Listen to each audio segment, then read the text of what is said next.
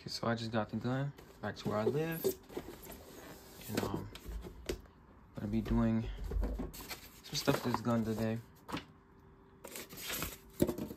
Already know how it sounds with that weak battery. Let me just move this box out the way. This is the Scar L, made by Cybergun and Soft Air. This is the ABS polymer version, not the full metal version. As you can see, the tread marks are not colored in. Today I will be taking the orange tip off and changing it to Dean's so I can use my other batteries with this gun. And eventually later on, I will change this to 12-to-1 gear ratio inside and drop it in a spare motor I have. So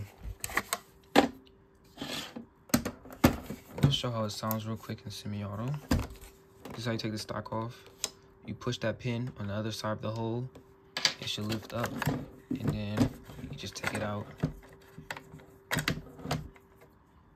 And I've never run any BBs in here either, so we'll get that on a chrono too.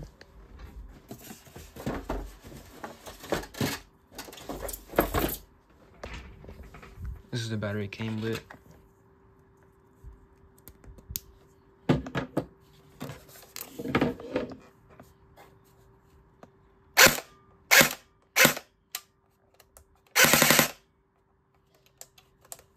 That's how it sounds. So I'm gonna try to attempt to take the orange tip off first without using any heat. Hopefully I don't have to. That would be pretty nice. So look at that pin inside, just like a little pin. I don't really want to break it. I'm gonna try to get that pin out real quick. I'm gonna just see if they got threads on it. All right, so I tried for a second off camera to get that pin out. I couldn't use no like bit to get it out, so I'm just have to like pick it out.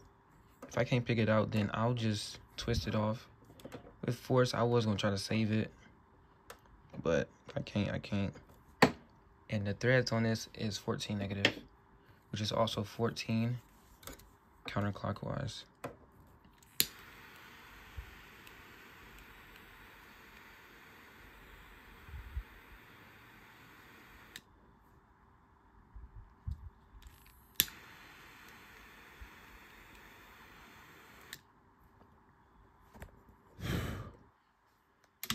Okay, that should have melted that plastic on the outside of that. Okay, it did pretty well.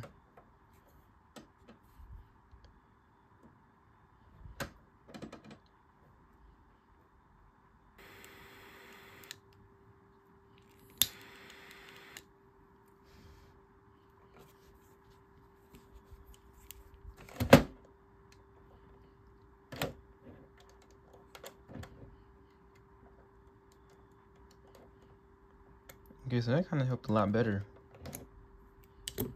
I can actually pull it and move it around.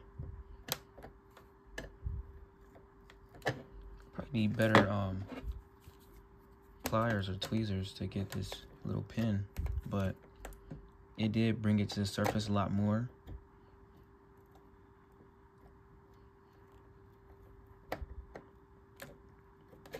Probably gotta heat up like one more time.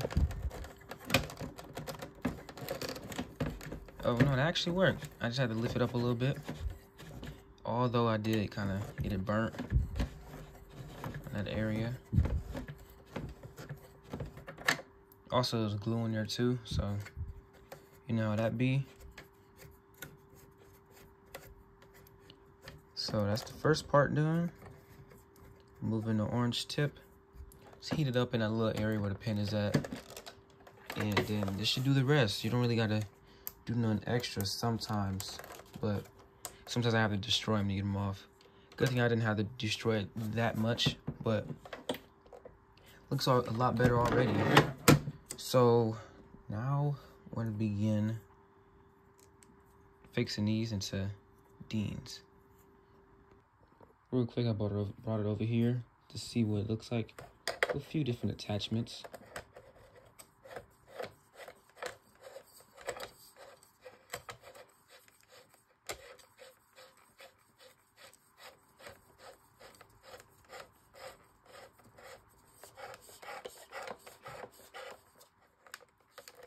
Okay, that's all the way on. And this just clips on like that. Probably have it like right here.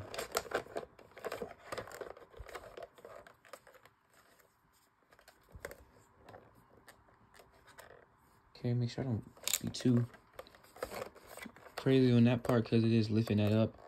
That's probably normal though. And this just screws on by flathead.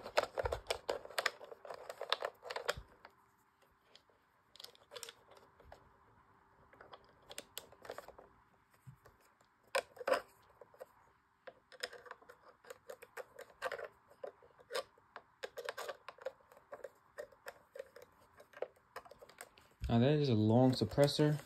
Definitely did make it a lot heavier, but looks pretty nice just being all black out like this. I don't got the thing for that bit. I don't know which one that is because it's pretty small, but that'll be nice. A little flashlight like right there. Probably a better type though, not this exact one. I was just showing that for example. All right, so I definitely like the way this looks. It looks like that Fortnite scar, the suppressed one. I think it's called the Wraith. That's probably the name from Save the World, but yeah, I definitely like the way this looks. And I feel like painting this part right here, I think I want to, because after looking at the Full Metal version and it's like these little accents right here painted, it makes it look a lot cleaner. So I might do that to mine. Just use a little bit of paint. I don't think crayon would work in this situation. It could. I will try that. Different video, of course, but I don't know. That'd be something for the future. And of course, I forgot. This folds, so this makes it even more compact. It just looks crazy. So it'd definitely be my new favorite gun and my first 12-to-1 gear ratio gun as well too. All right, so this segment of the video is gonna be more so easier. All I gotta do is clip the original connectors. First, I gotta remember which one is which. So the red and black. Okay, the positive is already noticeable.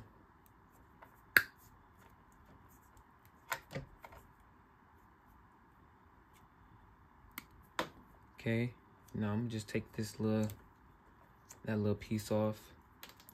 I could take off the fuse, but if I have to in the future, I'll just connect them to metal clips in there together, and I'll get, you know, connection. All right, so I just got them prepared. I need to make sure they same length. Okay, about a little off, kind of a lot off, but I'm gonna just cut that down just a little bit. This part kind of feel a little thick. I don't know why they're two different colors too, but that's okay. All right, so now I'm over here, and I'm gonna try something different. First time using flux with airsoft related stuff. I've used it. Well, I've tried to use it on some other stuff, but that failed pretty bad on me. You just get it all together and then put it in the areas that you need it at. So I'm gonna need some right here.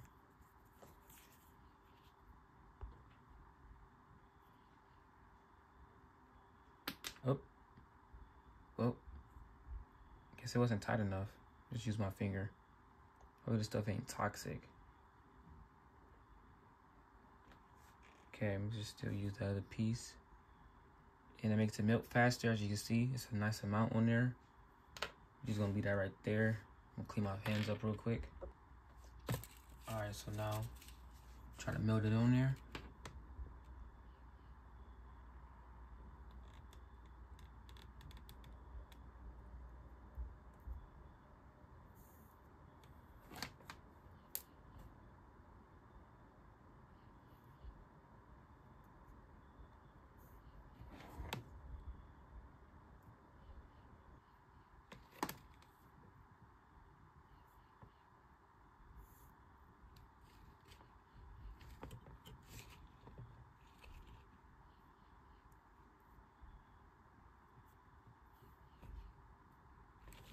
Okay, there we go.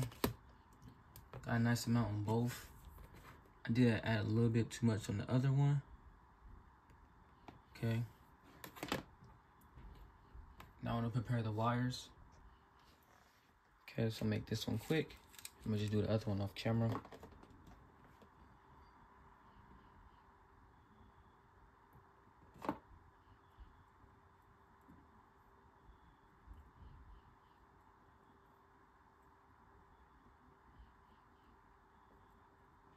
When this is a copper wire, you can definitely tell it's being absorbed.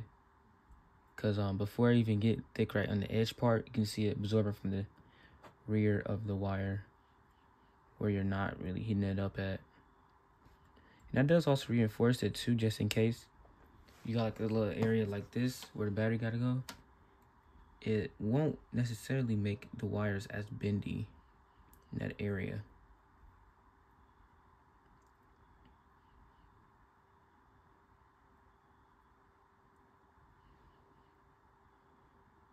Okay, I was surprisingly able to do that one pretty fast too.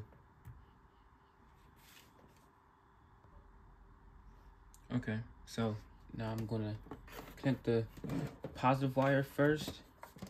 This cord ain't really that long from the wall, so make sure I do this right.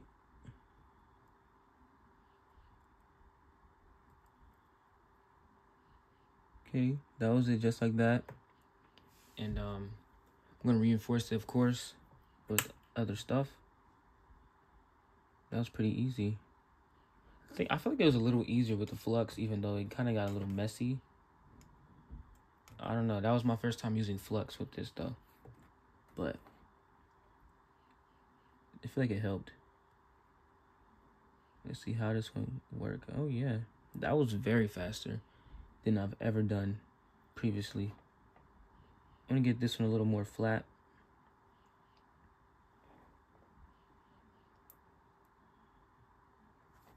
Actually, I'm going to rotate it first.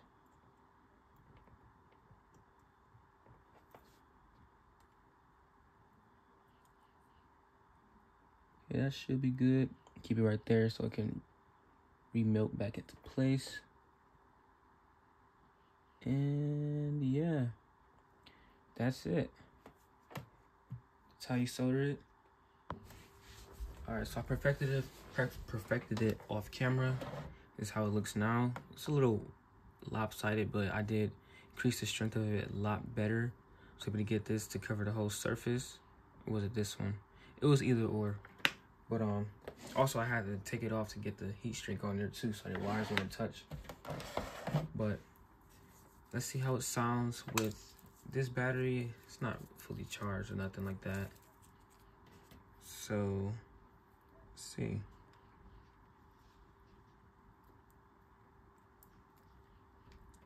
Forget when they brand new, they be kind of hard to adjust.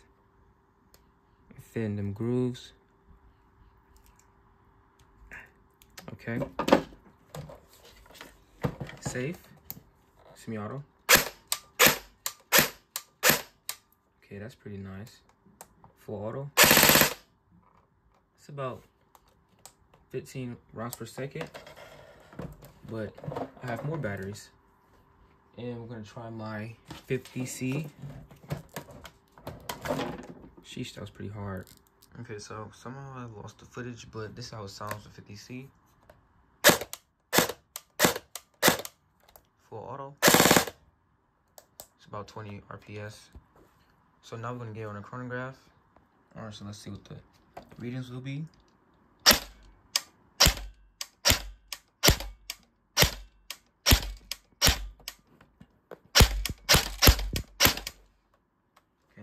BBs for a second, but all readings are 370s, which is pretty good.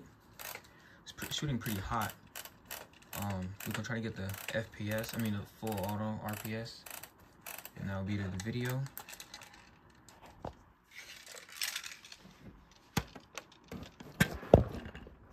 I gotta fix the chronograph, fell in a little bit.